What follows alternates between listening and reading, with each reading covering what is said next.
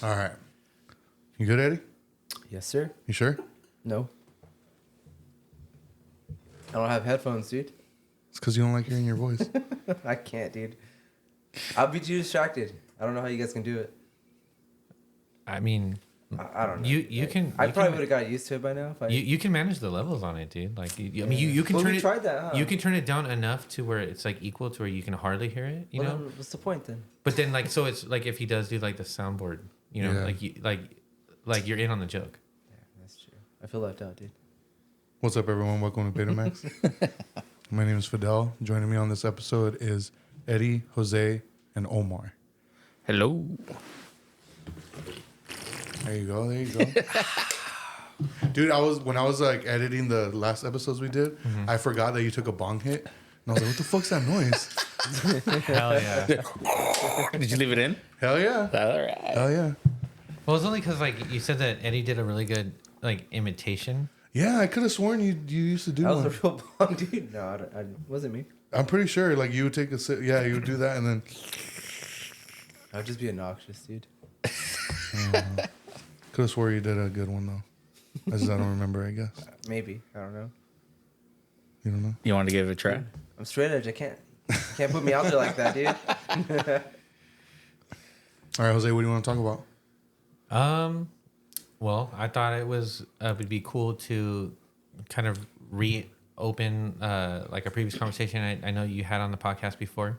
It's been a few years, yeah. Yeah, when you talked to your sister about parenting her son who's on the spectrum. Yeah. You know, so but I know that he's much older. Yeah, I think he's about to be 19 now. Wow. So like he was like in high school at that time. Yeah. You know, and I thought that was a really cool episode, you know, and I like at that time, you know, Mariah was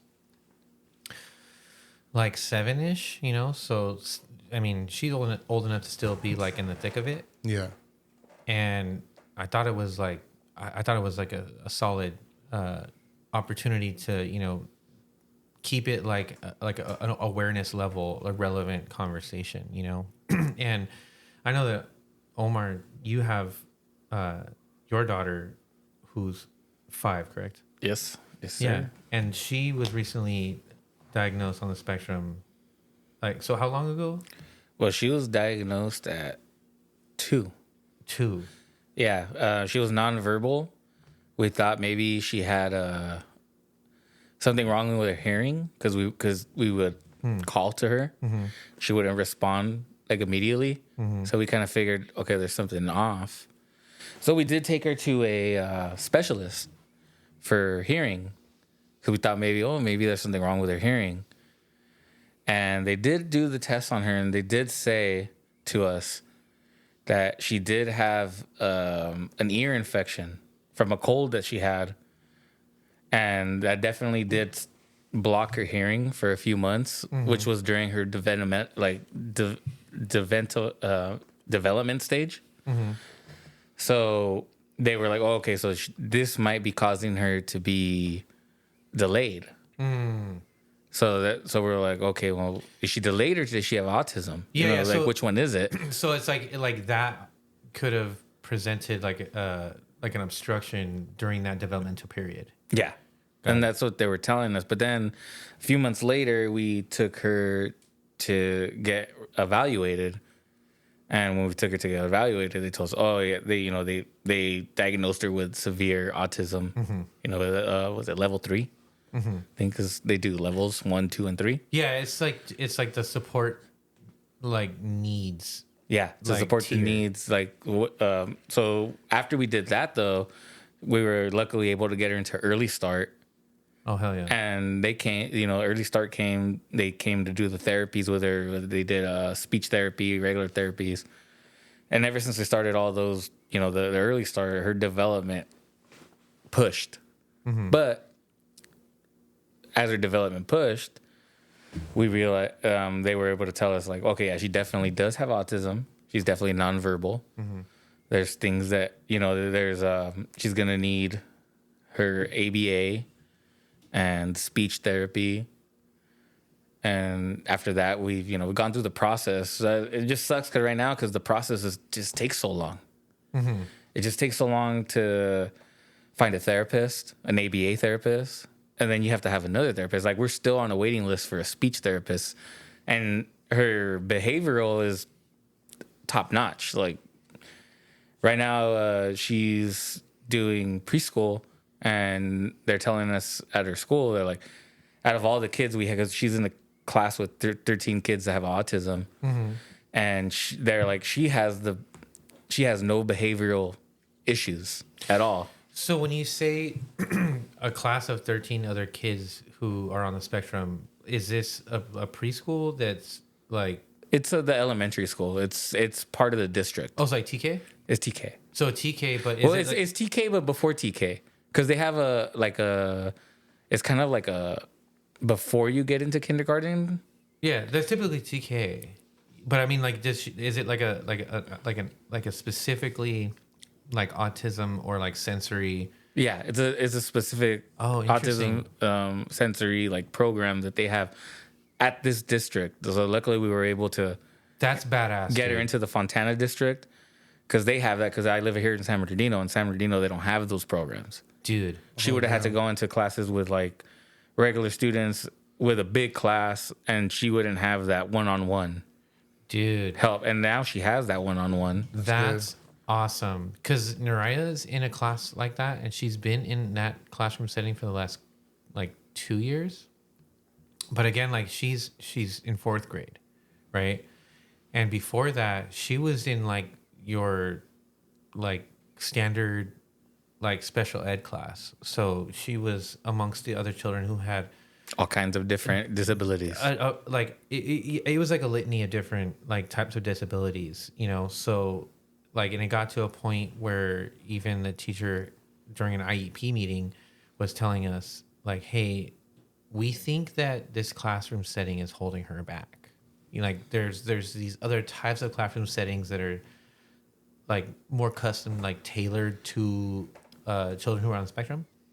But we didn't know about that until like later. Yeah, she had already been going through the process. Yeah. And I mean, it's definitely a game changer scenario, because she's advanced so much in those last couple of years. Those programs really help, dude. And I think it's badass that the district in your area has it that early, bro. Like, that's awesome. Well, the crazy thing is, it's not the district in my area. No? So luckily, because our daycare that we have it's a daycare that's run out of a house of a friend of a family. Mm-hmm. So she let us use her address. Oh, hell yeah. So we use her address so she could go to the Fontana School District that has these special programs. Because San Bernardino, they would have thrown her in the program like you're saying with that Naraya went through, which is a big class full of different disabilities, but there's like 30 students with one teacher. Yeah. You know what I'm saying? So it'd be a lot harder to do like the one-on-one. Exactly. Yeah. So like her needs are that she has specific needs. Yeah. These other kids have specific needs. I think it's kind of really messed up. I think every district should have these kind of programs. Yeah. It's, but it's the way things are run. I mean, what could you do? That's why I think it's important to have these types of conversations, because like at the end of the day, like it's because people just aren't aware of like what individual needs are. And even in like just broad strokes, dude, like, like when it comes to like autism, there's so much stigma behind that still, to the point where, if you meet one autistic person, that means that you've met one autistic person. Exactly. Because there's not one, every autistic person is an individual. It's not a one size fits all approach, and because I mean, like there's kids in Naraya's classroom who like say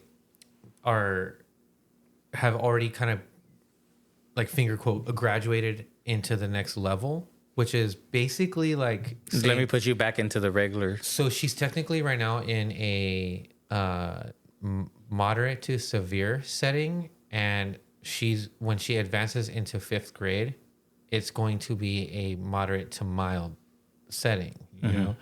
But that there's kids in those classrooms, in her classroom right now, who you're like it's visibly like You yeah, could like tell, right? Immediately. they need a lot more intervention still, you know.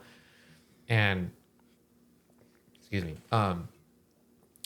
So I mean, it's definitely like it's not a one size fits all approach, you know. And what one child has a sensitivity in one area may not translate exactly the same to like another child, you know. So like those needs are definitely very specific and particular to each child. Yeah, no, definitely. And it's funny because like this is not the first time I'm dealing with autism. My nephew, he's now 13. He's gonna be 13 this year. Really? And he, my sister's second child, he was diagnosed with autism, and I remember all the therapy that he had. Like he luckily, because Fontana's been on top of this, the Fontana district. I love Fontana for life, 909. Hell yeah. Hell yeah. But yeah, they were already ahead of the game on this fucking years ago, because I like that.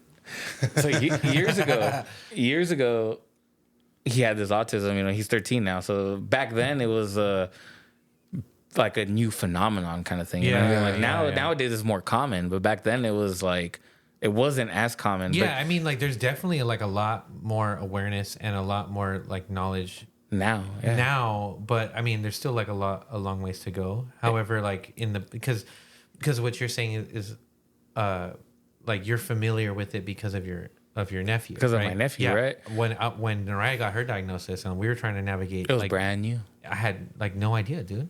No idea. Like it was like I had heard of like autism before, but it wasn't something that I was like I had any education on. I just thought it was like another type of disability that the kids with disabilities have. You know? And you thought like, oh, if a kid has autism, it's the same. It's like it could just blink it like a blink disability, like disability. scenario. Boom. Yep, exactly. And it's not, because I remember when he was born, for the first 3 years, it was like inconceivable with him. Like he would just cry, and it would just sound like a fucking race car all day. And then we were just like, what is going on with this kid? And then after, like, you know, he was 2, you know, he finally got diagnosed, and they threw him right in for early start, all the therapies. He went through it all. I saw him progress. I saw him grow. Yeah. Till he was like, I think maybe 7. They finally moved him into classes with regular kids. And it's even crazy because I think even then, maybe it was a little too soon, because you don't have those social skills. Yeah. Mm-hmm. Your social skills are completely different. So it took him a little while to make friends. And I remember it was a hard day. Like now he's flourishing. Now he has a group of, when he gets here, he's on his phone with his friends playing Roadblocks, and you know what I mean? Oh, Nino, could I go upstairs and, you know, talk to my friends? Mm-hmm. Yeah, dude, go upstairs, do your thing. Yeah, dude, rock out. Yeah, rock out, do your thing. So my point is, these therapies and these programs really, really do help, right? Yeah. And it's just crazy to me that it's not a wide net. Yeah. You know what I mean? Like, it's like district by district. Yeah. 100%. 100. So because you're blowing my mind with like what you're telling me about like what like this area like or what the Fontana area was able to offer. Yeah. You know, because they were doing it 15 years ago. Bro, that's crazy. Because I felt like when we were going through like our stages of trying to figure out like what it is that is preventing our child from hitting these milestones and these benchmarks, right? Like there was obviously like we're at this point now, so there was avenues and services and stuff, but it's like from what you're telling me, it's nowhere near as robust as your area, Yeah. you know.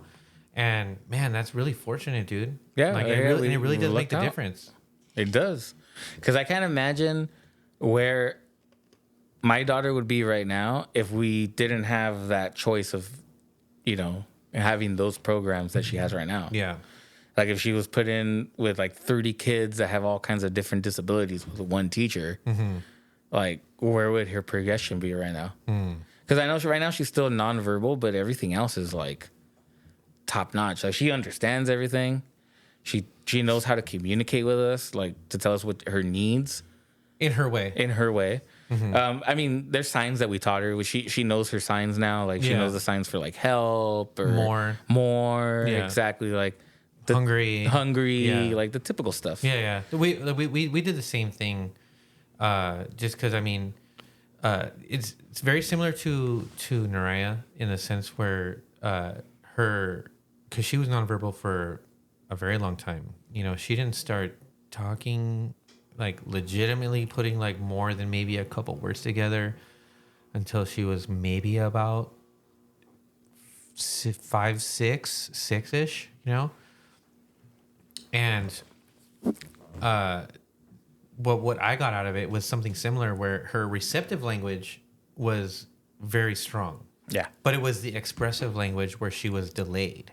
So it was easy for like someone to communicate to her and she can comprehend, like, you know, I could give her instructions like, hey, can you go throw that away or whatever? And she can just, oh, got it. Boom, done. Right. But like if she needed something or like, you know, it was hard for her to communicate that, like, because I mean, standard, like we're using our voice. Yep. And she just was not, you know. So it was like, because even earlier I noticed that it was a lot of her taking you by your hand and taking you to What her needs to the were. thing, and like you just knew what she wanted, you know. Like if it were me, like I mean I would know, because I mean like I don't know her like that. Yeah, exactly. But anyone else won't know what she wants. I mean, Exactly. Me and Marlene will know. But if a stranger, if she grabbed a stranger's hand, the stranger's like, why you grabbing my hand? Yeah. You know what I'm saying? So let me ask you. So, what has been some of the biggest challenges, and how have they changed your perspective on parenting, like overall? The biggest challenge for me, and kind of still, is the nonverbal thing. That's the big. It's just because immediately I want to know what's going on with her, you know. Oh, dude, I feel. And it's just in my head. Like every day, I think like, man, I wish I could just know what she's thinking, know what she wants, like exactly what is her process, the process in her mind, you know. And that's the hardest thing for me.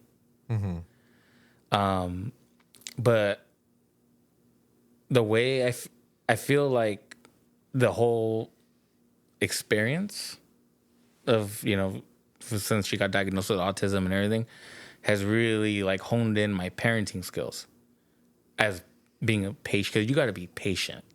As a parent in general, you got to be patient. Doesn't matter if your kid has a disability or not. Neurotypical or neurodivergent, doesn't matter. It doesn't matter. You need that patience, but you're locked in. Yeah. Once you're, you know, if you're a real good parent and you find out your kid has this diagnosis, if you lock in, you know you're doing it right. Yeah, because I mean, like on one hand, you can just really be like, you know, they're just not listening to me, or you can know, just defiant, or whatever the case may be, you know. But like when you like, it should be instinctive for you to feel like, dang, like I just feel like something's wrong, you know, for the lack of a better term, you know, like in my perspective. You know, Nari didn't start walking till she was maybe about 2-3 years old, right? And like that's mad late, bro. You know, so and it was kind of like, well, okay, whatever. Maybe just people like blossom at different stages. You know? Like, you know, I mean, what the fuck do I? And know? that's how you always feel in the early stages, because I really was just like in denial. Like I was just like, nah, there's nothing wrong. No, she doesn't have autism. No, it's just a delay. And then the fact that when we took her to the specialist and they're like, oh yeah, she definitely had an ear infection and she had her that kind of gave me more of an incentive to be like, oh yeah, she doesn't have autism. It was just a delay. Got it. You know what I'm saying? Yeah. Was the nonverbal, like her being nonverbal, was that like the only indicator that was kind of like? That was the ultimate indicator. Yeah. Because everything else, like you're saying, Naraya didn't walk till she was 3. Yeah, and also like Naraya still to this day like struggles with her fine motor skills. Well, see, that's the thing with Addie. Her fine motor skills are great. She was walking on her first birthday. She started walking. That's so wild. And her motor skills are crazy. She climbs everything. I've seen her do some like football jukes, like to avoid eating shit. Like, dude, you're athletic. Like, dude, I believe it because even earlier when I saw her like being super in the middle of being super excited, like, and she was about to like have a head-on collision with the corner of your bed frame, and she was just like, nope, and just dodged that thing like a football player, dude. Yeah, like, dude, you nailed it. Her coordination and her like, dude, like I'm like, wow. No, dude. I'm like, as soon as you're able to like want to really do stuff, actually now I can because we did look up. There's programs for kids with autism to do gymnastics. Yeah. So that's something we want to look into doing, like gymnastics.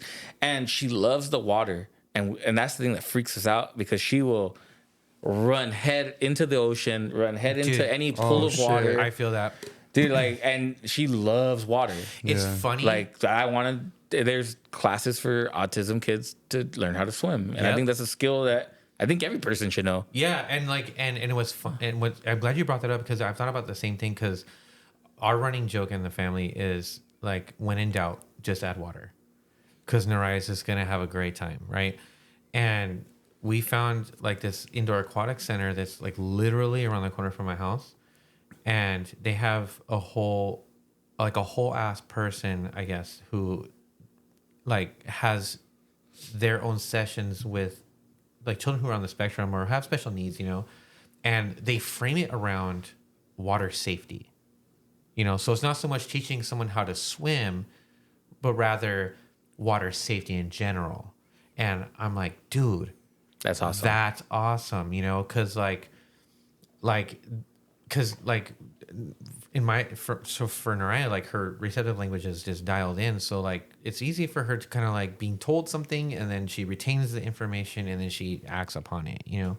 But yeah, dude, it's funny because like same thing, she loves the water, dude. Like, I mean, like when she's like pissed off or whatever, and it's like, go take a shower, dude. You know.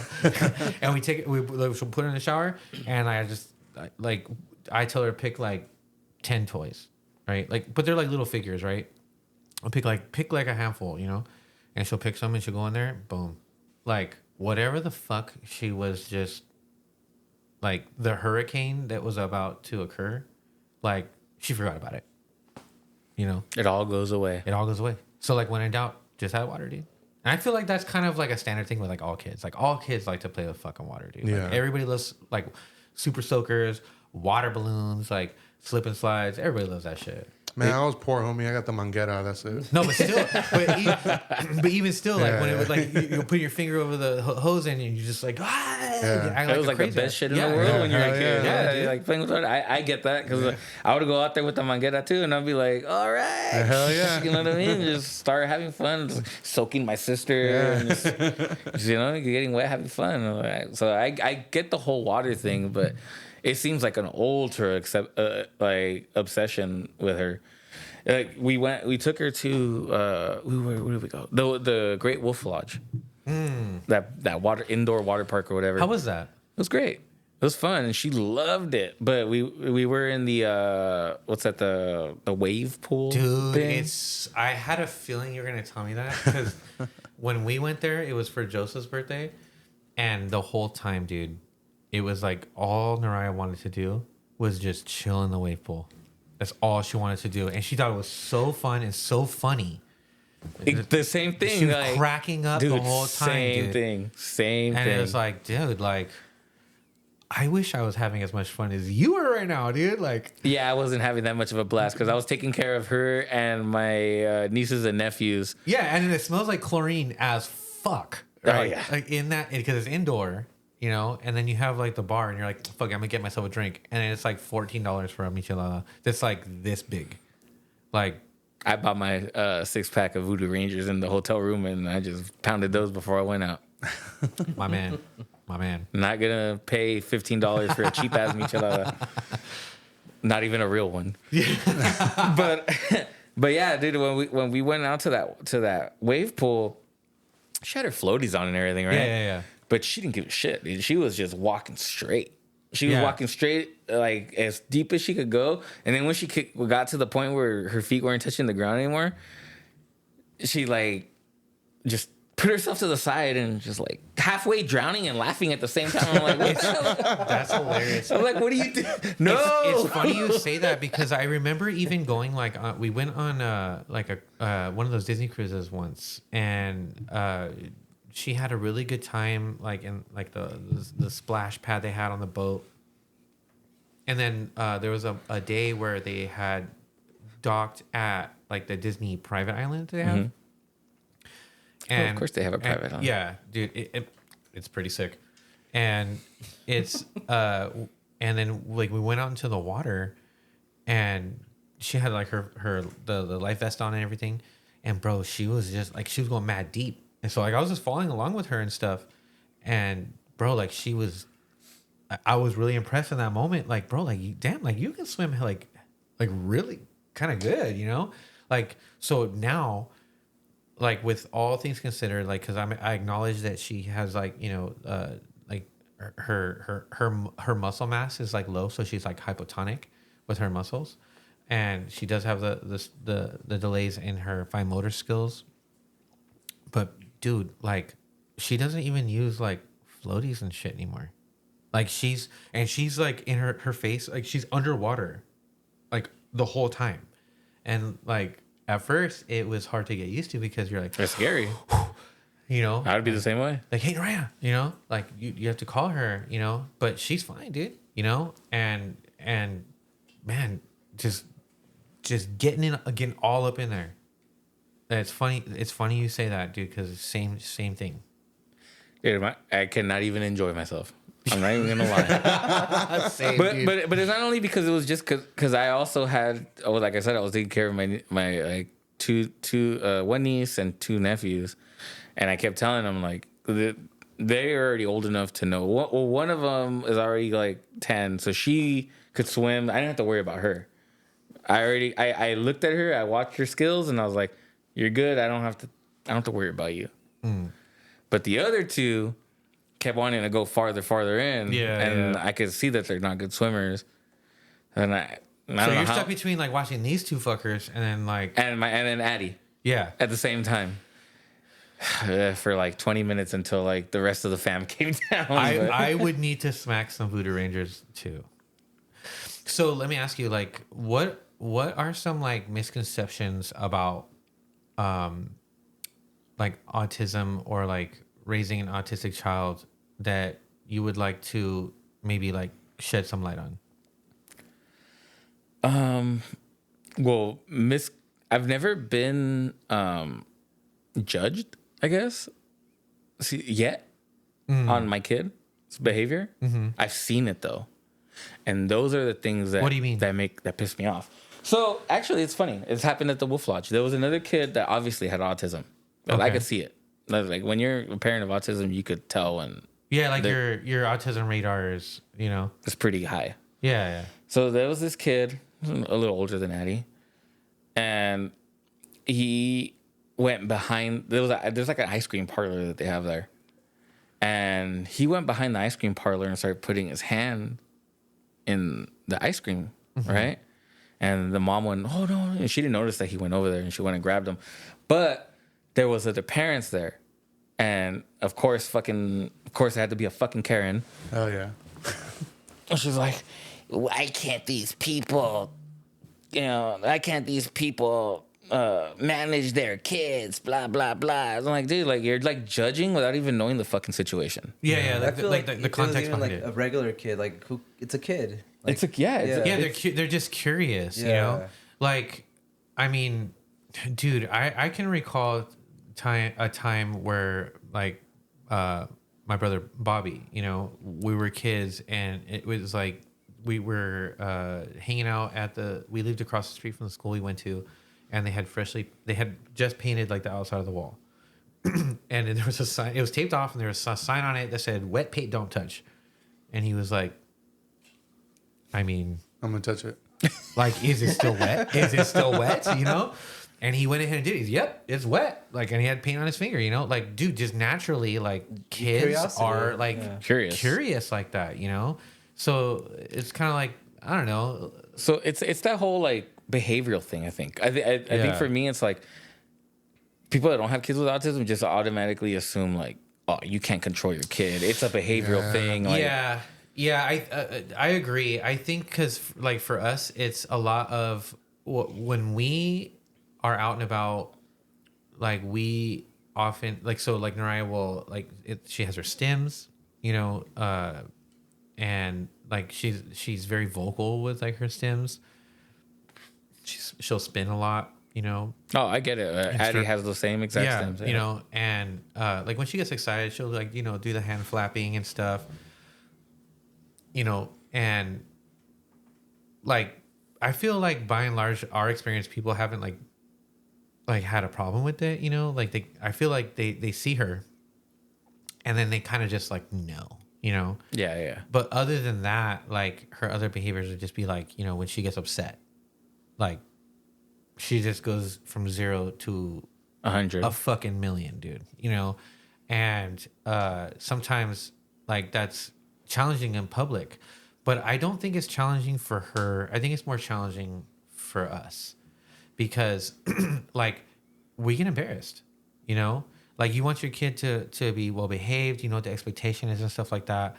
But like, you know, I feel like what I've learned is more of like the prep before going, you know, like, hey, we're gonna go to the store. We're not gonna dance in the walkways. We're not gonna play in the clothes. We're not gonna do anything, you know.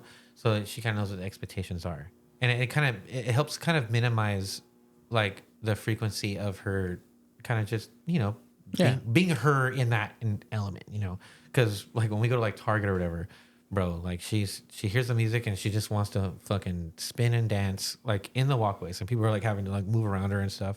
And in my mind, I'm just like, fuck it, you can go around, right?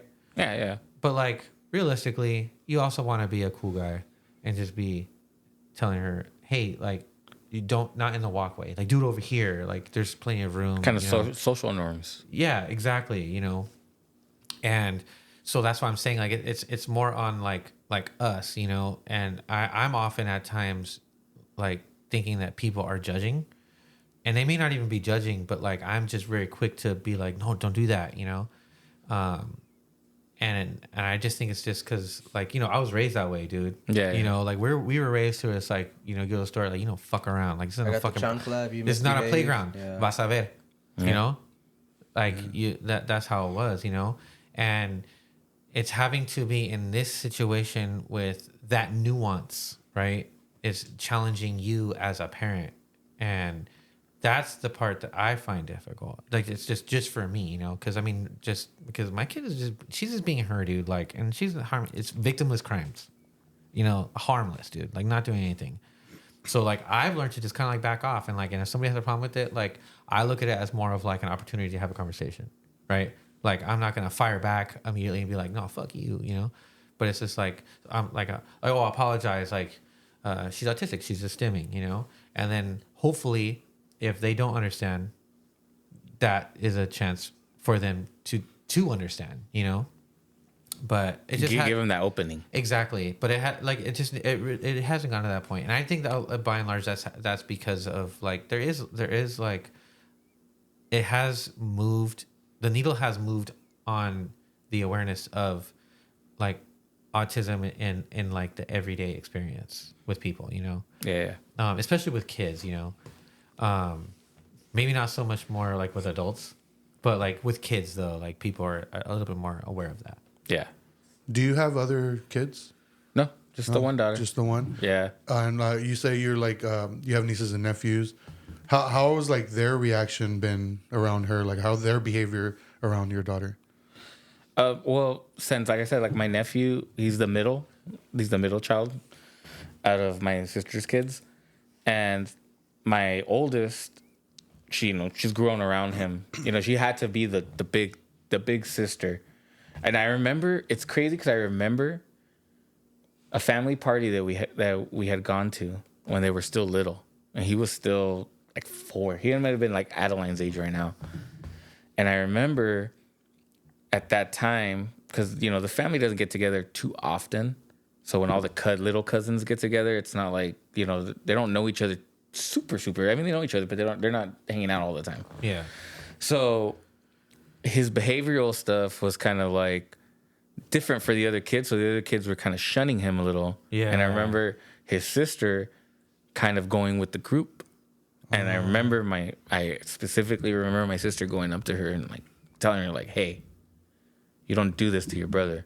Your brother, you know that your brother has this, he has autism. Like, you don't treat him this way. You don't do this." And it's just crazy just thinking about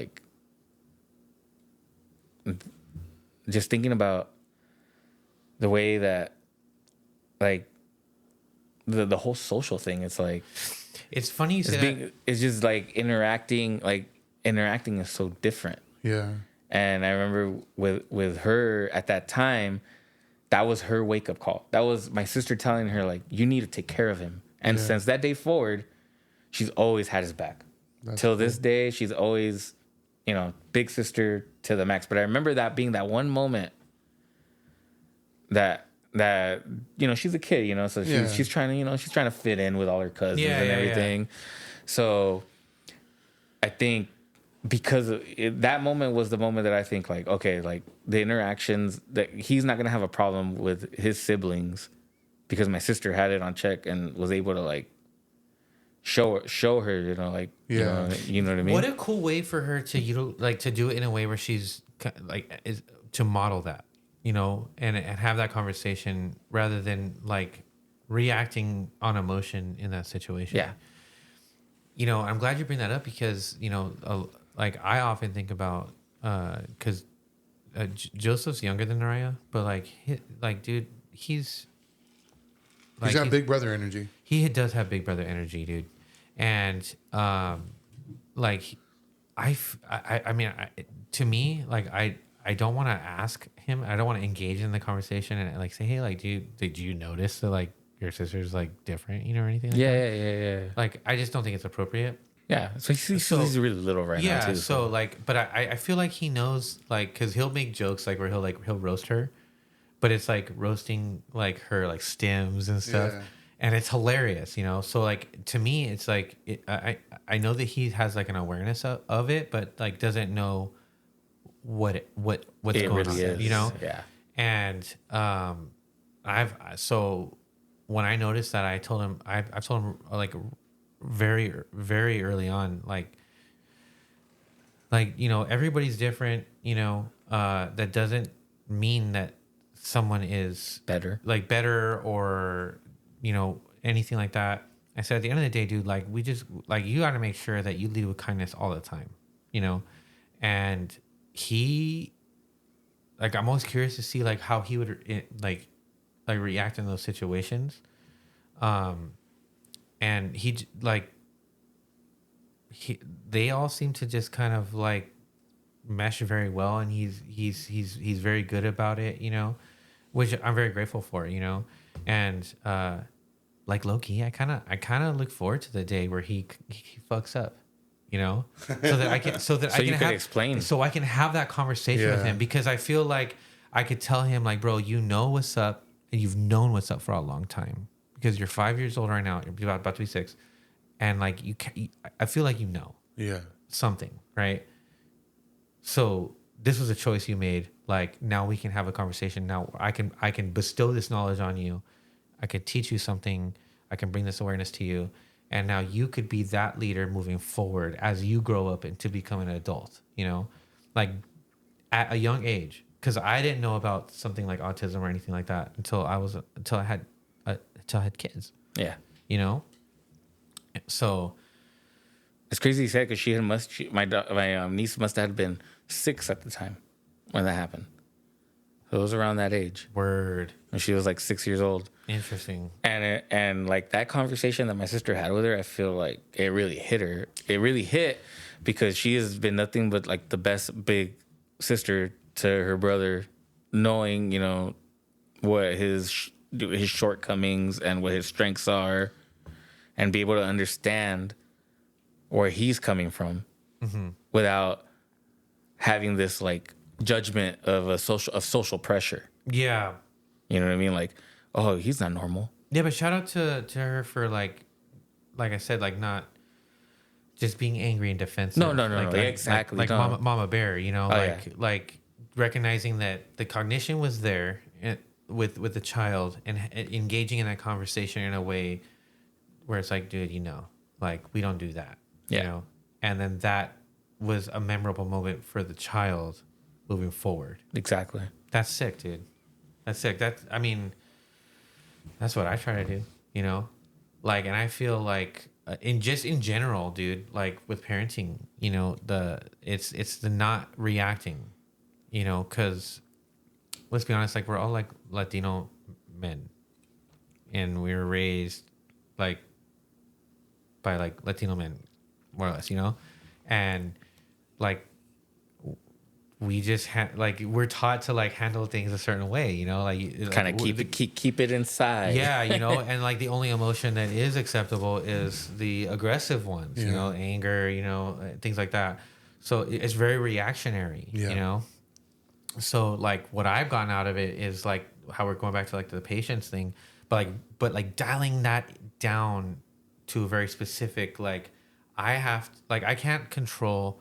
So one of the things that I've learned is like, say when Naraya is having like a meltdown or like an emotional like reaction to something, like flipping the fuck out, like, oh, we have to turn this off because it's time for bed, and she doesn't want to do it, and that, you know, whatever. So I've learned one, you know, like we have to, hey, 10 more minutes, 5 more minutes, boom. So it's easier to transition, right? At a slower pace. At a slower pace, like to kind of taper into it, but at the same time, it's like to not engage, because the whole purpose is to diffuse the situation, right? Because your emotional reaction is just like triggering. Because like for me, my thing is like if you're gonna get loud, I'm gonna get fucking louder. I'm gonna get louder, and only because I know that that's gonna control the situation. But like in reality, like that's gonna just affect that moment more negatively. Which is funny that you say that, because that's something that I had to deal with myself, as of not reacting emotionally, because I'm very emotional. Same. And I'm very like I get triggered quick. Yep. So I had to learn like if she's when she's doing something that I feel like I can't control, I had to learn how to be patient and go about it a different way. Because for the first few times, I even remember Marlene having to tell me, like, she doesn't understand, Omar. She doesn't understand. She's at this age right now. Maybe eventually she will, but right now, you need to like figure out a way to control your emotions and do it a different way.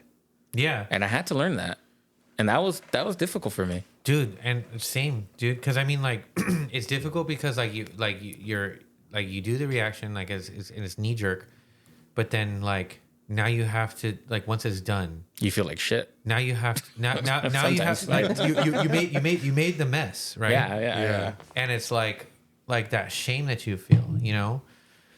And like for me, like, because I mean, dude, I'm no saint myself, dude. Like, you know, I've lost my cool, and you know, what I gain out of it is one, like, I have to stop, and the only thing I can control in that moment is me. I can only control my behavior. I can't control hers, right? Like I have to respect her as a person. And it's just like because I know that it's like now I'm modeling like this is a lack of communication right now, right? So I need to find out how we can now communicate through this scenario in a way that like me it's meeting her where she's at. Because otherwise, if I just react to it or whatever, I'm just going to exacerbate that problem. And she's just going to be more upset, you know, like, because, you know, she's sensitive already. Yeah. Like, and the sensors are triggered. Adding more loudness, aggressiveness, you know, that's just going to add to, like, the feeling, you know? It's not only will it add to the feeling, but it's going to add to the way she reacts to things when she gets older. Because she's going to think that's the way you should react to exactly. things. And then you're going to react to that, you know, because it's like you get loud. Now I'm going to louder. And then you just go back and forth, you know what I mean? So it's like I'm at a point where it's like, I just don't engage. Like you start throwing shit, whatever. I'm just like, no, like you know, we don't do that, you know? And to the point where like those types of scenarios, they don't happen like as often as they used to, you know? And that's awesome because like in the past it happened all the time and like I was get fucking frustrated.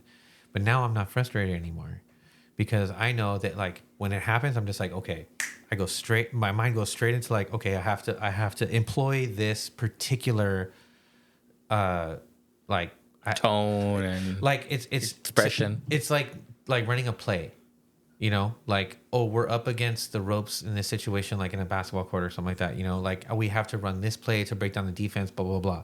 That's basically kind of like how I approach it, you know, like this is what's happening. If I engage, then it's just going to make it worse. Therefore, I have to diffuse the situation. I have to control my emotions so that I can model how to control their emotions, you know? And you got to learn when to drop. You got to learn when to switch. You got to like I'm just using basketball terms, yeah, but yeah, I get what you're saying. but what I love most about that too is because it helps me like when I'm dealing with Joseph, because Joseph he dude can communicate to me with his voice, you know, and he can be a motherfucker sometimes, you know, and you know it's easier for me to communicate to him, you know, because he'll communicate to me back with verbally, and so I know like he'll really piss me off, and then it's like, oh, I'm good at this already, you know what I mean? Yeah, like I'm good at this already, so or at least I've tried really hard to be as good as I can be at it, rather, you know. Yeah.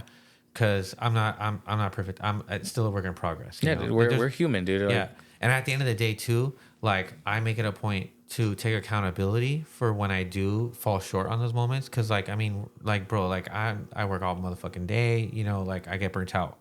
So I have my moments of weakness, but what I do is I tell both of them, like, I'm sorry. That's on me. I was being mean and that's not fair or right to you. I am sorry. I love you very much. Like, not going to happen again. And I am trying to always just keep that apology in the forefront of my mind at all times, you know, so that way because I want them to say sorry at some point in their life when they're an adult and mean it. You know what I mean? So like I have to model that. I definitely get that because I do that too. Even though my daughter's nonverbal right now, if I know I'm in the wrong and I know that I blew up when unnecessarily, I will sit there and I will apologize to her and I'll let her know, like, you did nothing. On me. Yeah, it's on me. You did nothing wrong. I'm sorry. And I can see it in her eyes that she understands what I'm talking when I'm telling her. And then like at the end of the day, like you're not a toxic parent, you know, because like a toxic person won't accept that they're in the wrong. Accountability, you know, yeah. And like they'll brush like as if it never happened, and then just, you know, the next day is a new day kind of thing, you know. So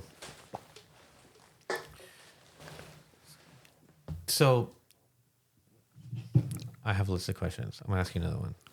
All right, I have something. Yeah, shoot it. How's like the relationship been with like your partner? Like as far as like dealing with all this, like has it been helpful? Do you think it's important? Like Oh, it's very important, and I feel like our relationship has strengthened from it. You know what I mean? I feel like it could go either way. Yeah. I guess it just depends on your partner and how strong your relationship is. Me and my wife were married 7 years before she got pregnant. yeah, So we had a lot of time to just ourselves. So we did the whole vacationing every year, doing everything we wanted. You know what I mean? No worries in the world for like 7 years. And then she got pregnant. You know, it was during COVID, so that was a little challenge in itself because, you know, all of us didn't know what the hell was going to happen. yeah, It was all at that time. It was all up in the air. You know, we didn't know. I remember sitting in a damn like bread depression line for eggs. Like the first couple weeks, it was like an egg farm. Yeah. And line. It was raining. So you just didn't know what the future held. You know what I mean? And she's pregnant. Now she's pregnant, and we don't know what's gonna happen. And then she has the baby, you know, and we find out she has autism, and our relationship could have went one or two ways. Yeah. And it strengthened instead of weakened. And we learned how to get strong together with the challenge of, you know, how are we going to navigate, you know, making sure that our daughter has the best life that she could possibly have. Yeah. Mm-hmm. And there's been a lot of time we butt heads. We butt heads about we have different, and we definitely sometimes have different ways of parenting. But we always kept that love for our child and that wanting her to succeed at the forefront. Yeah. So our relationship has been strong because of it. So I think it really helped. I mean, it was scary for both of us, obviously, like especially even now. I mean, I know that because we're still in the process of all the therapy and getting her to develop and everything. We always think like she doesn't have siblings. What happens if we don't have another kid? What happens if we pass away, both of us, by accident or something, or before, you know what I mean? Like who's gonna take care of her when we're gone? Yeah. Those are the things that, Dude, I think us talking with each other and going through these things like really made our relationship stronger. dude, that is such a common theme between Alexis and I. Like, I often am just like punishing myself with like how not good I am about like just taking care of myself, you know, all the time, like on a regular basis. Like I see everybody else being so good at, and I'm just not, because I'm so fearful of the same thing. Like who's gonna take care of Naraya? You know, like who's going to advocate for her like I do? You know, because I'd be straight going to bat, dude. Like, I don't give a fuck. Like, I will be a straight up Karen, dude. And I've done it, dude. Like, I remember a time where I went to go drop her off at school late one time. And we walked into the office. And the woman at the office was like, "Hi, Naraya. Good morning." Right? And, like, Naraya didn't say anything. She was like, "Good morning, Naraya." And she stopped her. She grabbed her like this. And she stopped her. And she grabbed her by, like, not hard, like, gently, but, like right here by her chin, and to turn her face, to look at her, to engage with eye contact, and be like you told her, like, you have to say hi to me before you go to class, right? And then she said good morning, and then she went, you know. So I asked her, I was like, "Yo, do you do that to like all the kids, or like just the autistic ones, you know?" Because That is pretty weird, dude. that's weird. Like, Why would you put your hand on someone else's kid? exactly, you know what I mean? Like. I could do that. You can't. Yeah. I mean, like, yeah, because I mean, like, as a parent, like, you know, you want to, like, instinctively, it's like, we know that if you make eye contact, fucking, you know, someone's listening, you know? Like, I know that. That's how you know that it's that's not the case registering. now, but, like, I could be like, you know, like, gently, it's not weird for her. Yeah. But I thought that was really strange, you know? And, like, I had to, like, so I asked that question, and it got mad weird in the office, you know? And then I wrote an email to the principal, and I was just gave her like my thoughts on the matter, you know? And to me, it's just like, hey, this is like you have like this diversity and, you know, acceptance and all this stuff on your walls, but like that's not what that looks like in the office, you know, from one of your faculty members, you know, and that's a problem for me. And I think that you should address that. That's basically like what my email said. And she was like, yo, like, I'm sorry, you know, this and that. So when I think about like, hey, damn, like if something were to happen to me, like who's going to ride out for her like I do, you know? Cause like I like when you were talking about like like when the quarantine, right? For me, like Naraya she had started kindergarten. So her entry into school was distance learning.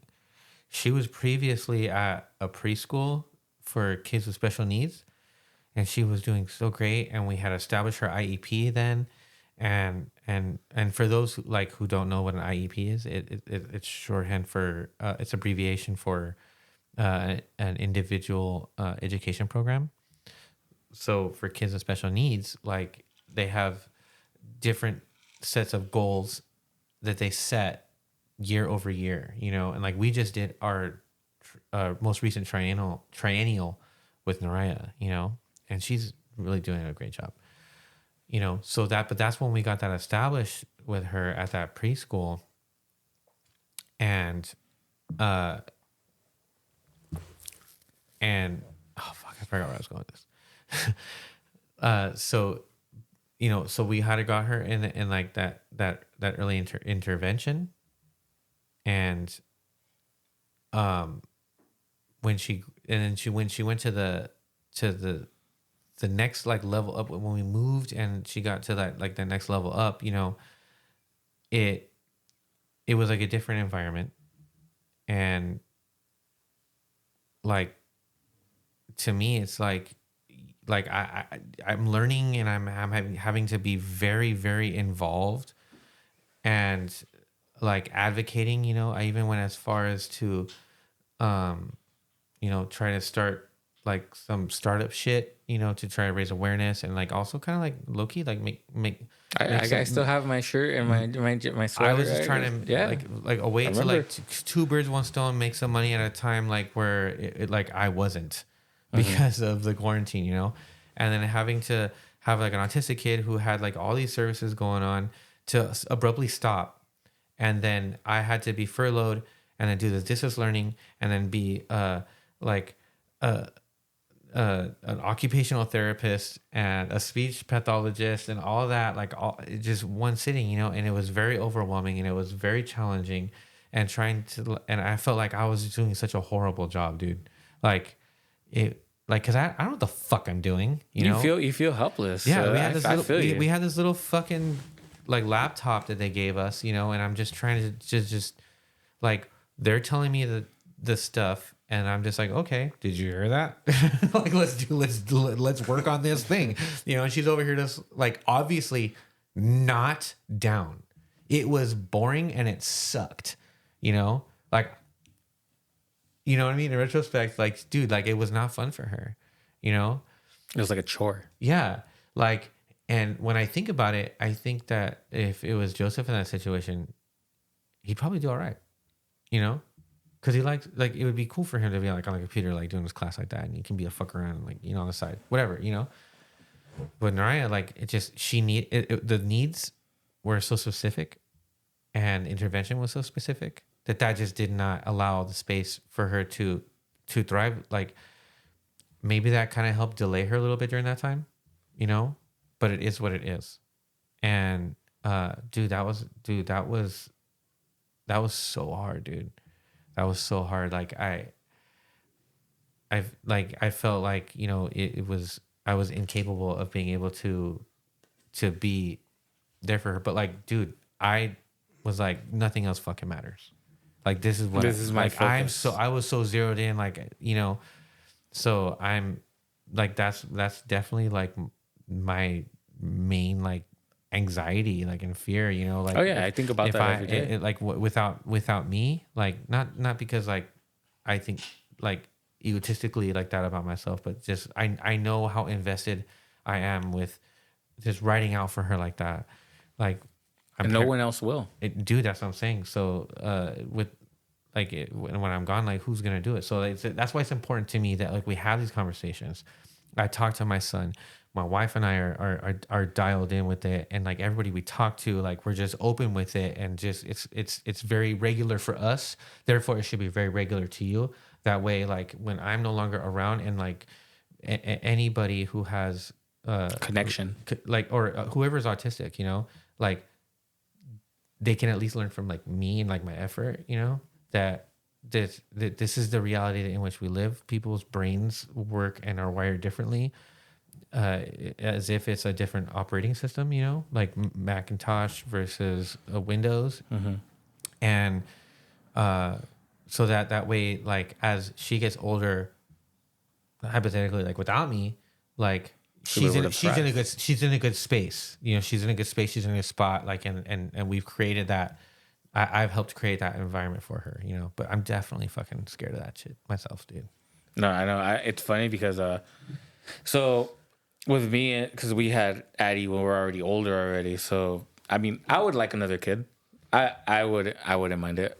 But Marlene's on the one and done kind of trip since Addie was born, because we were already older, and the older you are, the more risk.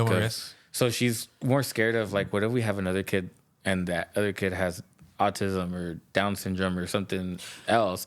So I mean, and I get the fear and everything.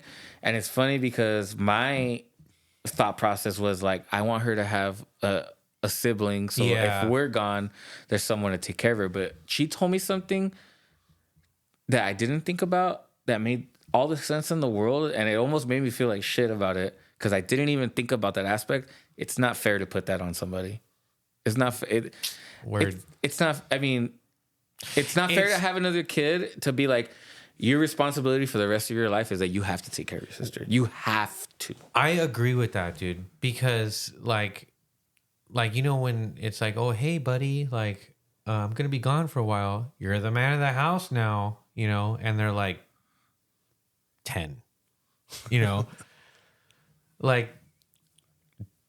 What the fuck does that mean to like a 10-year-old boy or whatever, I get that, dude. So, and I agree with that, because I feel like when I interact, and my thoughts of like Joseph and Naraya. Yeah, I was gonna ask you like, what are your thoughts on that? So you have 2 kids, and you have a kid with autism, and you have a kid that's not autistic. Yeah. So with, like I said earlier, like I don't like he doesn't. Like he's not aware that she's autistic. Like that's not something he's like cognizant of. Yeah. But I know that he knows there's something different. That she's a different genre of person, I guess. And I don't like put it on him or anything at this point, or I don't know if I ever will be like, oh, you gotta take care of her. But it's more so of like, hey, you have to ride out for her like I do. Like, that's just mad important. Like, you just have to advocate for her like I do. Like, if someone doesn't understand, then you have to look at that as an opportunity to advocate for her. Have her back in that moment, Like, I'm not saying you have to, like, make sure she's, paying her rent, like all that stuff. Like, that's my job to prepare her for that. But like, if someone is taking advantage, like taking advantage of her or being mean to her, like you have to stand up for her. Like you have to ride out for her like that, because she won't know.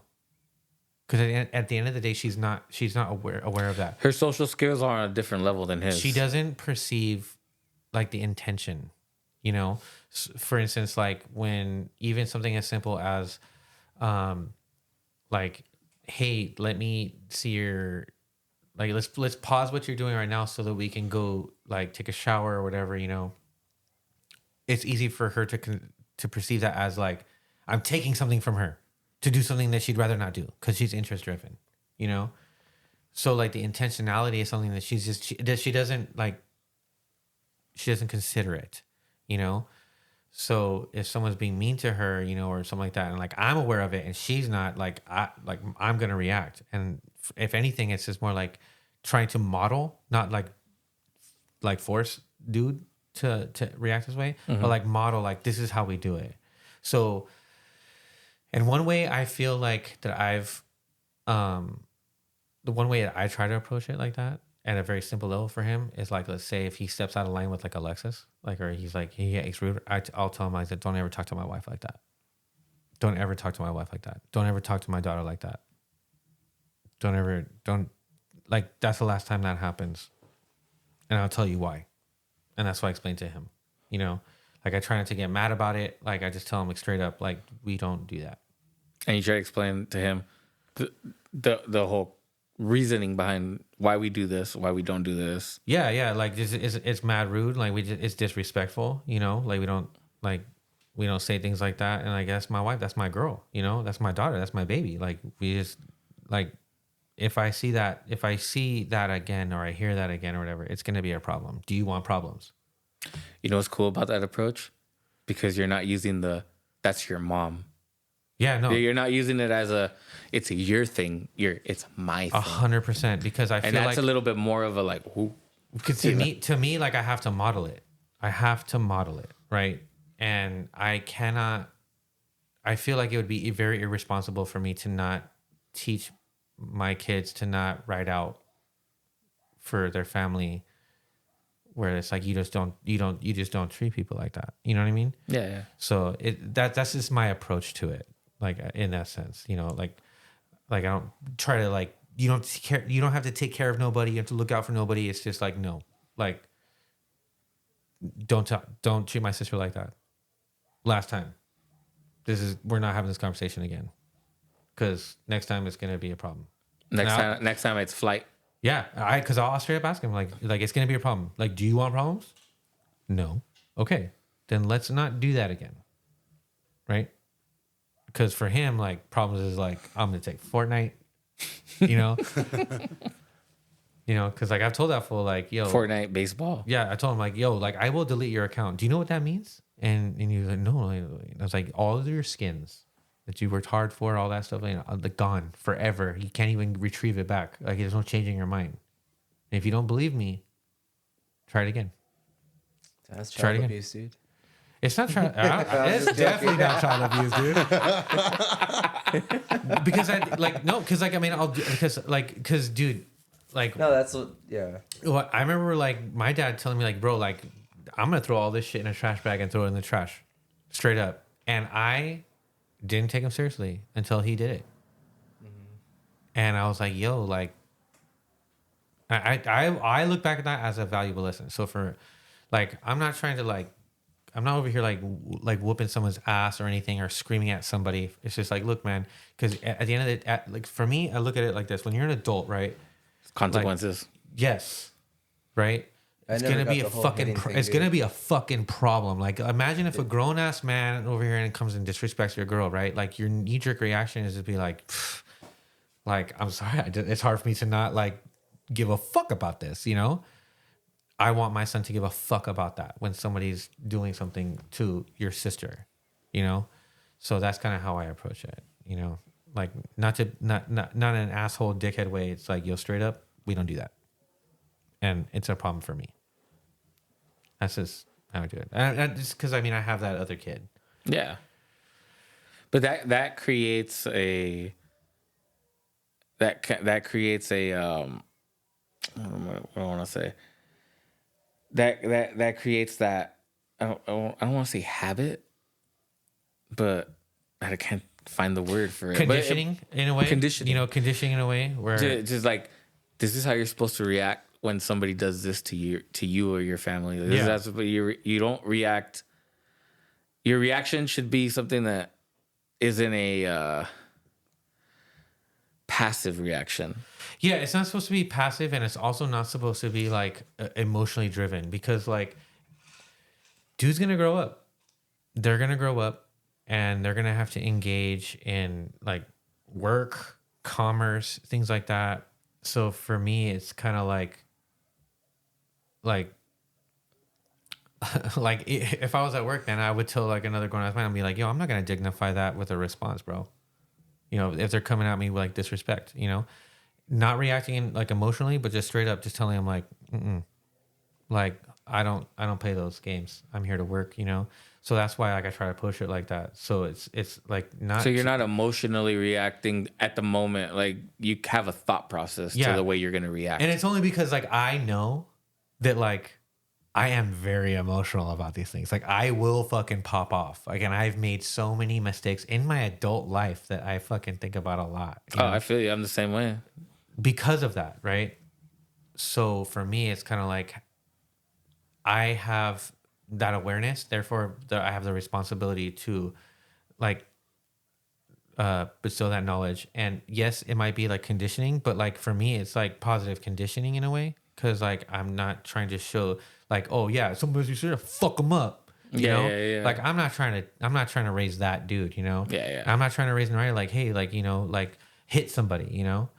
But like I will tell her like you can defend yourself. There's a point where you have to, You defend yourself, you know? Like I will teach her that when the time comes, you know, like I will have that conversation with her. But you know, that's one thing that scares me too with Addie, that not having a sibling or anything like that. Is like what happens when I'm not there, when you're already older and you're in a pod of your peers and there's those kids that aren't raised right. Yeah. And are like you're saying, just emotionally triggered. Mm-hmm. Like I want her to be able to defend herself. That's scary to me. It's scary to me that like to the point to where I'm like, I'm waiting for her to be old enough to put her in freaking martial arts classes just to be able to kick ass. Cause I want her to be able to defend herself. And like, if somebody disrespects her, if she's not going to have a brother or anything like that, or a sister or someone else there, I want her to be able to, but I want to be able to do it to the point where she's like, she has self-awareness enough to like not use those skills anytime a little disrespect, but just to use them when someone attacks her. You know what I'm saying? When the line is crossed. Yes. Not before the line is crossed. Not just because I know how to do this, I'm gonna fuck you up before the line is crossed. Yeah, and I mean, unfortunately, there's a lot of places out there that have like martial arts classes that have like an adaptive program, so that it's where it basically is accommodating like the sensory and new atmosphere like overload that could make it a problem for kids who are on the spectrum, but then also providing like a space for them to learn like valuable self-defense and confidence like skills, you know? Yeah. No, it's crazy because for me, like the way the structure that we build here is all love. There's no violence. There's no, there's none of that kind of stuff, but we live in our bubble. Yeah. The outside world is a completely different fucking place. Yeah. And you can't control that. And I can't control that. And that's scary. Yeah. I feel that, dude. I feel that. What do you think, Eddie? Dude, I'm soaking everything in. Yeah? Yeah, dude. I can see your eyes just being like, damn. It's like stuff that's going to affect me. Yeah. And my daughter. Like, even if she's not autistic, like these are, like, these, like... And you're a new parent, dude. Like, everything's new for you. So, like, our experiences, I'm pretty sure you're like, oh, because there's a lot of things that... Yeah, because there's stuff that you guys mentioned that I'm like, I thought about too. Like, you know, in case something does happen to me or Ellie, like who's going to be there for her, you know? And for the longest time, that's why I didn't want kids. Like, I was like, you know, this world kind of sucks. Like, do I really want to bring him in here? Yeah, and it's a huge responsibility. Yeah, and not to... Yeah, you know, once they're born, it's like, all right, it's no longer about me anymore. Yeah. It's all about them. And yeah, so I was like, am I ready for that, you know? But it's also like, I want to raise it right enough to where, you know, she understands, like, there's... Because, I mean, growing up in the 90s, dude, like, with, like you said, like, Latino parents, like, being around kids like that, like, in my head, my little fucking dumb head, I was like, oh, they're just weirdos. Yeah, like, exactly. Yeah. Yeah, you know, you use words like retard and, like, all kinds of, like, shitty, you know, things. And, I mean, it's hard to blame a kid like if you're not educated on it because you don't know. And my parents, I didn't know what autism was Especially at that time, dude. Yeah, dude. And like, I mean, I still don't really know what it is. Like, I'm learning so much right now. Yeah, and Like, and if you asked me like 2-3 years ago what being on the spectrum was, I'm like, what? What are you talking about? Like, I wouldn't know. Yeah, what the fuck? What's the spectrum? Yeah, and it sucks that like even in public schools, like I think this is important to learn, and we never did. I never did in high school. Me neither, dude. Yeah. Even in elementary, you bring a good point. I remember growing up in the 90s. Right when you said that, it just triggered memories of me being in elementary school and remembering the special ed class. Yeah, dude. And I just remember, like, the kids that would, like, make fun of those kids, you know? And, like, it's like, dude, like, and now thinking about, and then when you're a kid, especially then, you want to be part of the pod. You want to be part of the group. So you don't defend those kids. You just kind of sit there and you take it, or maybe sometimes you laugh because you don't understand. Yeah. You think it's funny because you don't get it. You don't understand. You're like, oh, ha ha ha! Everyone else is laughing, ha ha ha ha. Yeah, and you don't think about like how they're feeling either. Exactly. You don't don't see them as a care. person. Yeah, because you're so in your own world as a kid, you know. Like, oh, these kids are like me. They're not like me. Yeah, and I could either A, like be the guy that also gets made fun of, or B, like Be part of the be the crowd. bully. be part of the crowd and not get made fun of, you know? Like, you know? Yeah. Yeah, so like, and that's the thing. Like, it sucks that there's not, like, I guess more info on it. Like, nobody teaches that. So I mean, I wouldn't know. I always thought autism was like the same all around. Exactly. And that's what I thought before I had my daughter too. Exactly. That's exactly what I thought. Yeah, Like, and same all around. And like even when you think about it, like being a spectrum, right? Like Yeah. oftentimes people's minds go to where it being like a linear thing, like where it's like you're very autistic or you're like mildly autistic, and it's just like on this linear spectrum. When it's really not like that. It's more like that color wheel type spectrum. You know, like think about it as like It's not like a 2D thing. no. And just say I misspoke. I meant to say when my nephew, not my daughter, because my nephew was the first autistic kid I dealt with. Just wanted to clarify. It was like, Oh yeah. No, so like the way that I look at it is like it's kind of more like an EQ, right? Like think about like your standard like say 7-band EQ. Some people like to have it with more bass and they scoop the mids, raise the highs or whatever depending on what the situation is. It's kind of like that. Like the settings and the frequencies are just altered but different, but like it's like they're on the spectrum nonetheless because like some of the common themes are like executive functioning, like having like this like not being able like not having trouble understanding like context, like intentionality behind people, which can affect like the social skills, so like and the self-stimulating behaviors, like hand flapping, like Mariah grinds spinning around. Mariah grinds her teeth so much. Oh my god, I fucking hate it, dude. Like I tell her no more teeth, and I just get so concerned about it. It's so funny because like that night that we played in Pomona when I went to go pick up the gear, when Alexis came out, we were talking, and cause at that time Addie had just started this teeth grinding thing. Oh my god! And we were talking about it, and she's like, "Oh my god." And she gave me the whole 411 on Mariah's teeth grinding thing, and I was, it's loud as fuck, dude. Yeah, and I was trying to tell her like what did you do to stop to try to get her to stop kind of doing it? She's like, there's nothing really you can do. You could tell her like, please, like you could kind of try to like, I'd give her a gun. You could try to like, what did she say? Like redirect. Yeah, redirect. She's like, you could try to redirect, but that could only do so much. Yeah. So like that's what I was saying. Like I'd just be like, hey, do you want some gum? Yeah.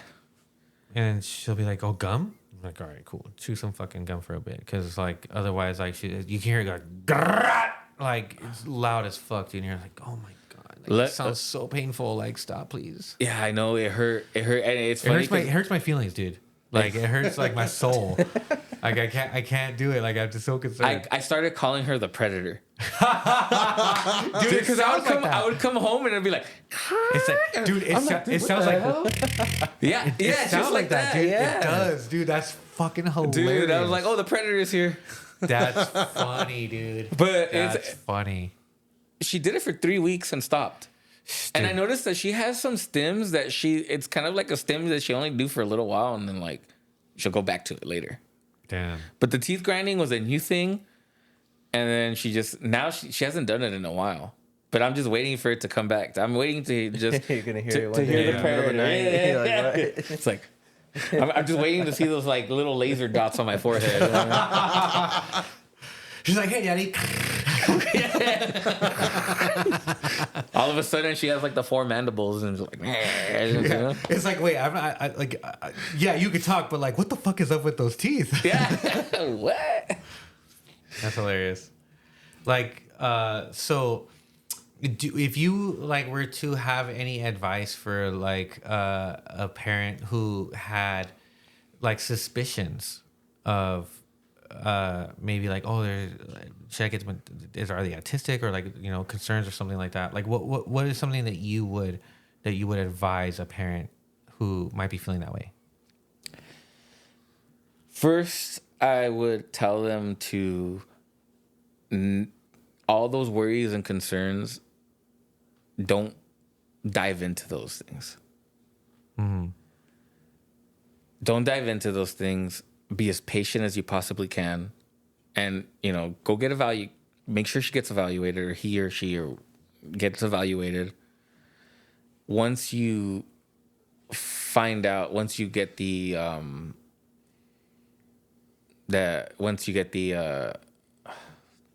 Diagnosis? Diagnosis, thank you. I'm losing my words. Once you get the diagnosis, you take it one day at a time. Yeah. Don't get overwhelmed. Yeah. Because the worst thing that you could do is get overwhelmed with your emotions and your feelings. Yeah. Because that's what I did. And I remember the first month when she got diagnosed, I fucking kicked myself. I thought I did something wrong. You know, And I hated that. And when I realized it's not my fault, it's, you know what I mean? It's just, that's the stick you got thrown. I once read somebody saying that it's grief. That You told me that, and and when you told me that, everything made sense because I didn't know what it was, and I felt so down. Like and that's what it felt like. I felt like somebody passed away almost. yeah, because they say like it's grief, but it's not the grief of someone passing. It's the grief of your expectations. It's the grief of your expectations because when you have a baby, you're like, oh, we're gonna do this. We're gonna do. I'm gonna like you have all these like thoughts and aspirations and these, you know, and then when that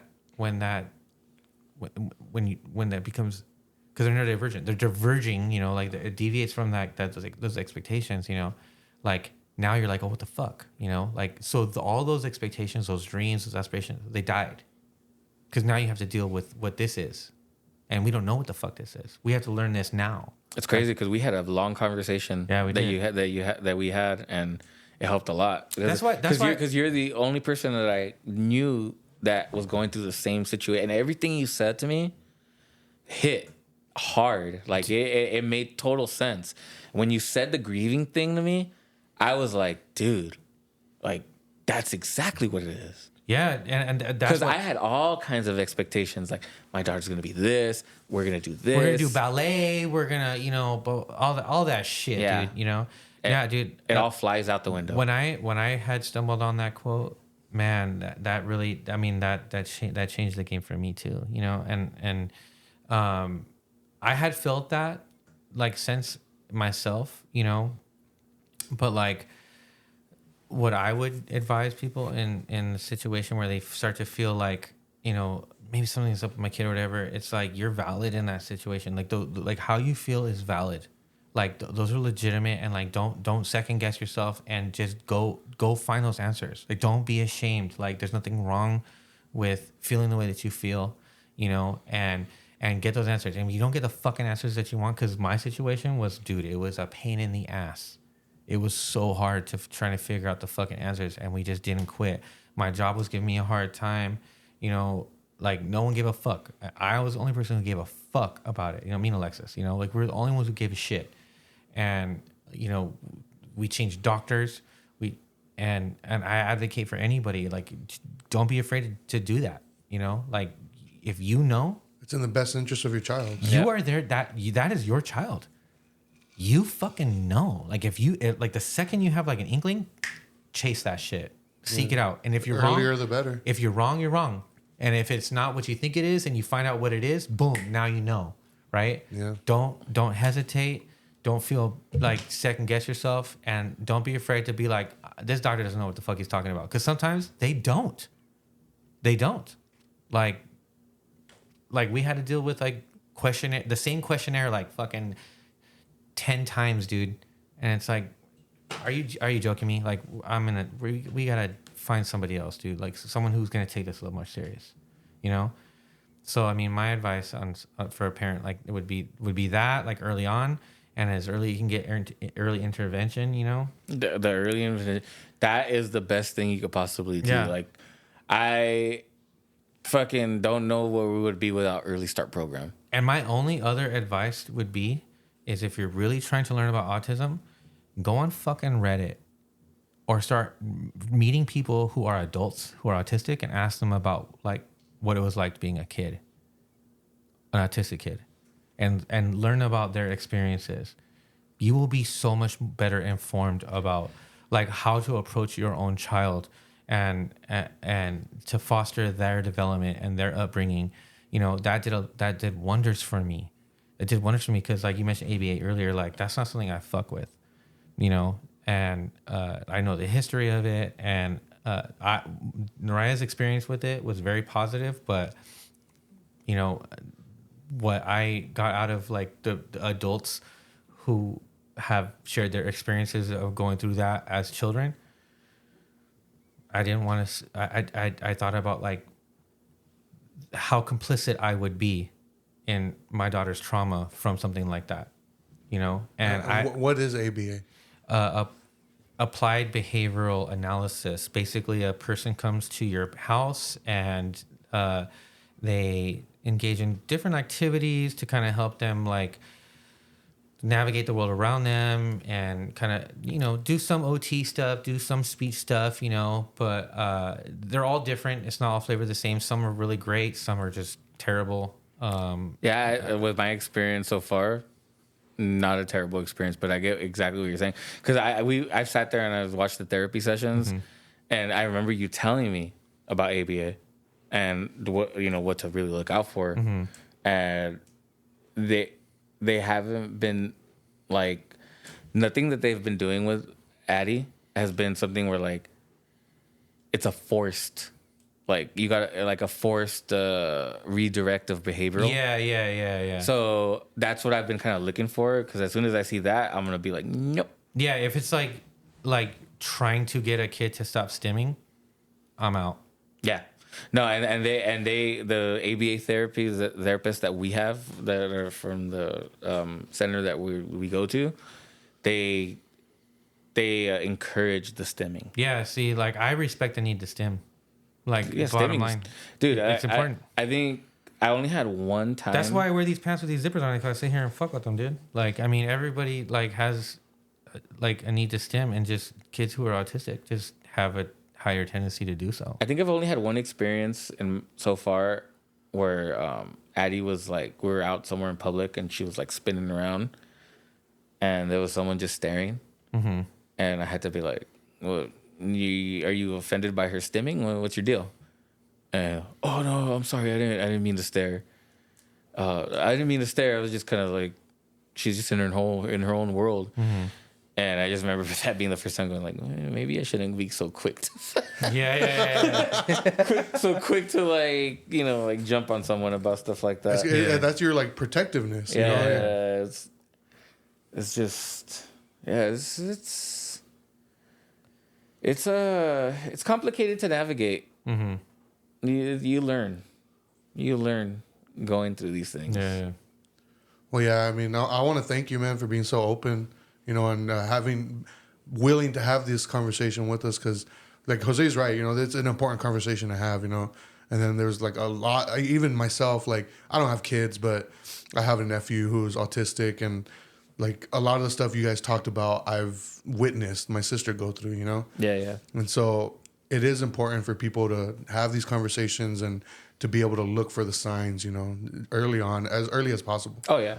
So I want to thank you and inviting us to your home to be able to have this conversation. Well, I thank you guys for coming and you're doing it. I'm happy to do this. I'm having a great time, and it's nice to open up about these kind of things and talk. Because I've never really had this kind of, except for the conversations I've had with Jose. And dude, thank you so much, because No, man. Without, like, you opened my eyes to like really like changing the way I was thinking. So like when we had that conversation, when you told me about the grieving thing, at that time it was early on in the stages. I think she had just got diagnosed, and we had this conversation, and I remember that just like flipping my perspective and really like making me think about, all right, I'm in my own feelings about a lot of these things, and it's like you gave me gratification on how I felt. Yeah, and it kind of helps you understand like what you're feeling. Yeah.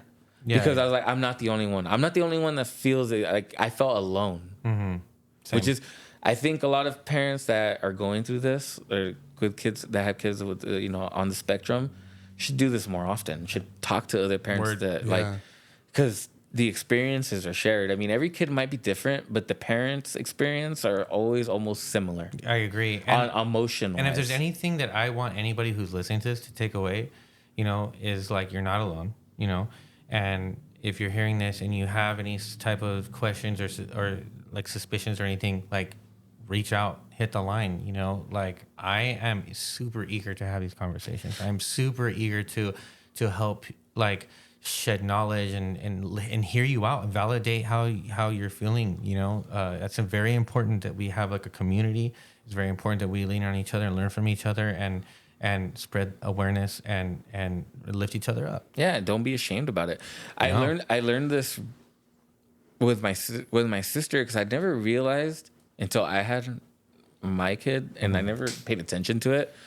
But maybe during the time when my nephew was born, it was a different time. It was like 10-year difference. Autism still at that time wasn't a common thing. It was still kind of like a up and coming, like I remember for her getting her therapies and everything was more of a difficult process. But even as him growing up, it was almost like she was thinking it was like a taboo to tell him that he had autism. It was like she would never acknowledge it, like say it out loud in front of him, like he has autism. Like, yeah, I feel like it was almost like taboo for her or something. But I had to like sit down one time, like, dude, like there's nothing wrong with him. Yeah, like I had like, don't feel ashamed, and don't make him feel like he has to be ashamed. Yeah, that he has that. That he's on the spectrum. Like, yeah, I straight up don't give a fuck. We talk about it so openly at home, dude. Like, I don't give a fuck. If Narayan knows it, like, good. Like, I don't give a shit. Like, it is what it is. I mean, what am I gonna do? It is funny because as soon as I had my daughter, I openly with him, I always tell him, I was like, dude, you have autism, dude. This is cool. It's all good, dude. I'm not even fucking worried about that shit. Hell yeah. Like, and then when like there's something going on with him, and my sister's kind of like, I could tell that she's trying to treat him just because he's been moved from being into the the special programs into being integrated with all the the kids that don't have autism. Yeah.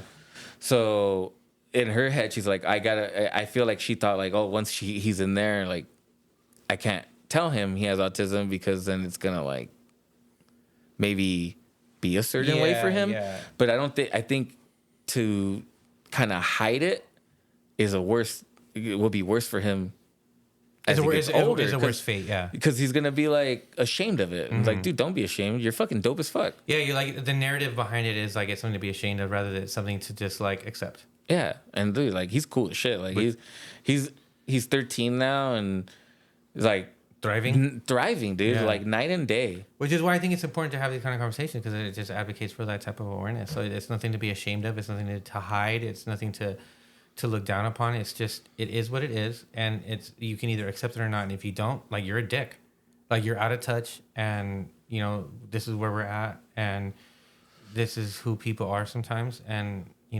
we should like, I mean, You're just causing harm to your kid if you're ignoring it. yeah, exactly. And she's way better about it now. Yeah. Like now we openly talk about it now and stuff. But I never really put it to her attention until I had my daughter, which I hate that. I hate that I did that. That it took me having to go through the experience.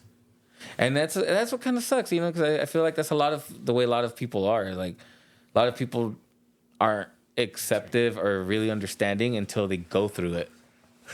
Sorry, I'm so bad, dude.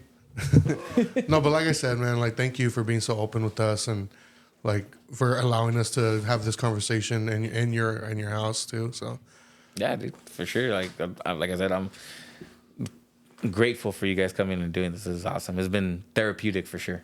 and like I'm sure Eddie soaked up a lot of stuff. Yeah, dude. I mean, like I said, it's stuff that's gonna affect everyone. Like, it's gonna affect her growing up, and like it sucks that, like I said, there's not enough info like about this like easily accessible. But I also feel like people, like you said, like if it doesn't affect them, they don't care about it. Yeah. And that's what kind of sucks, because and I kind of fell into that category too. Like I never had, I was planning on like, oh, I don't want a kid. Like, yeah. And I think that's why I never bothered like to look up what does it mean to be autistic or anything like that. And like, I feel like if I didn't have a kid, like in hindsight, I'd be like, I wish I knew this, way back in the day. Yeah. Because growing up, like you said, you're around kids like that, and you treated them so differently. And looking back at it, I'm like, damn, I was an asshole. Like, Yeah.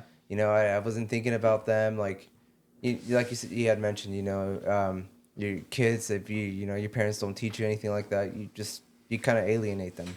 Yeah. And I hope, like more people. Yeah, Jose making noise over here. Not very sneaky, my friend. Yeah.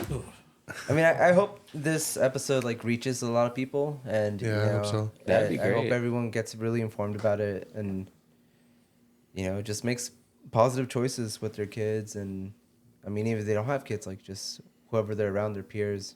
Yeah, and like to show yourself some grace throughout the exactly. entire process, and like again, like if you're a parent, like your feelings are super validated, dude. Yeah. Like don't listen to anybody else but your gut. And like you're saying, Eddie, I'm glad that this conversation helps you. Like being a new dad, navigating that, like being a parent is tough. It's something that's fucking amazing. It's life changing. It throws your life into a whole different perspective, because you go from just you to now you don't matter anymore. Yeah. That matters the most. Exactly. It's funny that Ellie asked me, like, this was like a couple of weeks ago. She's like, "What would you do like if?" We always ask like questions about it. She was like, "Oh, what would you do like if Emily starts throwing a tantrum at a store or a restaurant or something?" And like I never thought about it. Like I've never put myself in that situation. And it's funny that you guys touched on that, and I was like, oh, dude, that makes me feel so much better. If I can bestow some knowledge on you for that, right? There's an acronym, and I learned this from ABA. EATS, right? Like EATS. Mm-hmm. So when a kid is having like an emotional or behavioral like outburst like that, you can try and zero in on what it is that's the problem, and you use EATS as your framework. E stands for evasion or escape. Like they're trying to get out or away from the thing that's happening, right? A is attention. So they want attention. A T is tangibles. They want something. A snack, whatever. They want a toy, a thing, it's a tangible. And then the S is sensory. So they're hungry, they're tired, they're thirsty, they're angry, So it's eats, escape, attention, tangible, or sensory. And if you can try to figure out in that moment to fucking not engage and figure out, like, try and go through that and what is it, and then address it, zero in on it, you're good. You know, and that's just like one thing that's really helped me like navigate that stuff. You know, because it makes sense. Because it's tough, dude. You know, because I mean, at the end of the day, they're only doing those things because they're not able to communicate it in another way. Exactly. And like any kid's gonna experience that. Yeah. Yeah. All right, I think that's a good spot to end. If anybody like has any type of questions or anything, go ahead, reach out, comment on our Spotify or even on Instagram, and can answer those questions to the best of our knowledge. We'll see everybody next time. Late. Word.